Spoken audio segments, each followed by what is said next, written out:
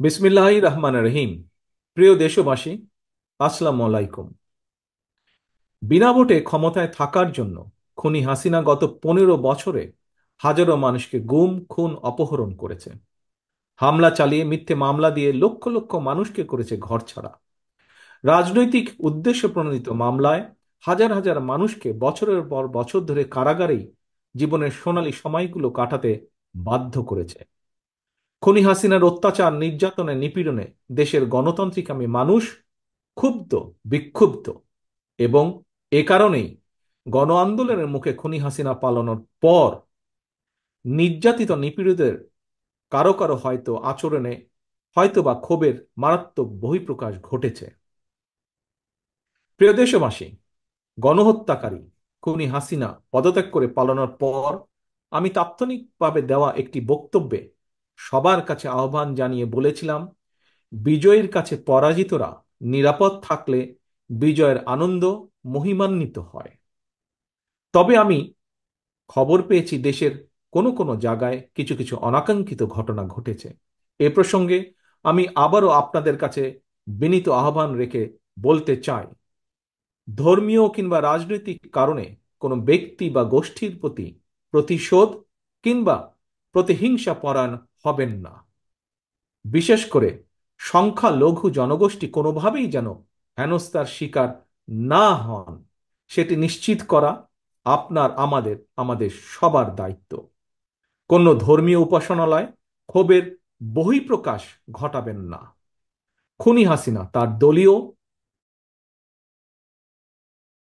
এবং ব্যক্তি স্বার্থে রাষ্ট্র এবং সমাজে মানুষে মানুষে ঘৃণা হিংসা বিভেদ ছড়িয়েছে। তবে আমার বক্তব্য স্পষ্ট, কাউকে সংখ্যালঘু হিসাবে বিবেচনা করার প্রয়োজন নেই। বাংলাদেশে মুসলমান, হিন্দু, বৌদ্ধ, খ্রিস্টান, বিশ্বাসী কিংবা অবিশ্বাসী কেউ সংখ্যালঘু নন। বরং আমাদের একটি পরিচয়, আমরা সকলে বাংলাদেশী।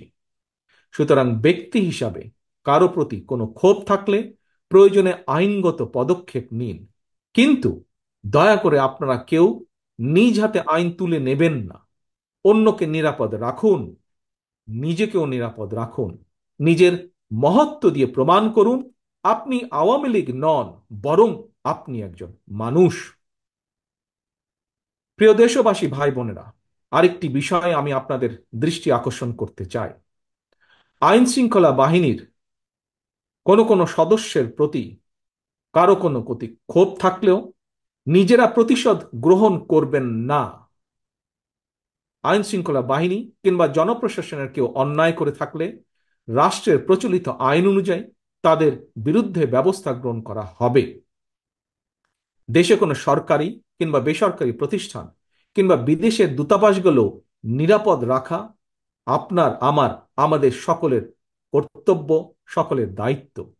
খুনি হাসিনা এতদিন এসব প্রতিষ্ঠান তার পারিবারিক প্রতিষ্ঠানের মতন ব্যবহার করলেও এগুলো জনগণের সম্পদ, এগুলো রাষ্ট্রীয় সম্পদ, কারো ব্যক্তিগত কোনো সম্পদ নয় এগুলো। প্রিয় ভাই বোনেরা, প্রিয় দেশবাসী, সবশেষে আমি আবারও আপনাদের কাছে বলবো, কোনো অপশক্তি যাতে ছাত্র জনতার সফল বিপ্লবকে লক্ষ্যচ্যুত করার সুযোগ নিতে না পারে, এই জন্য আমাদের প্রত্যেকটি গণতান্ত্রিক প্রত্যেকটি মানুষকে অত্যন্ত সতর্ক এবং সজাগ থাকতে হবে। এটি এই মুহূর্তে বিএনপি সহ বাংলাদেশের পক্ষের প্রতিটি রাজনৈতিক দলের নেতা কর্মী সমর্থক শুভাকাঙ্ক্ষীদের প্রতি আমার বিশেষ আহ্বান। আল্লাহ হাফেজ। বাংলাদেশ জিন্দাবাদ। বাংলাদেশ জাতীয়তাবাদী দল জিন্দাবাদ।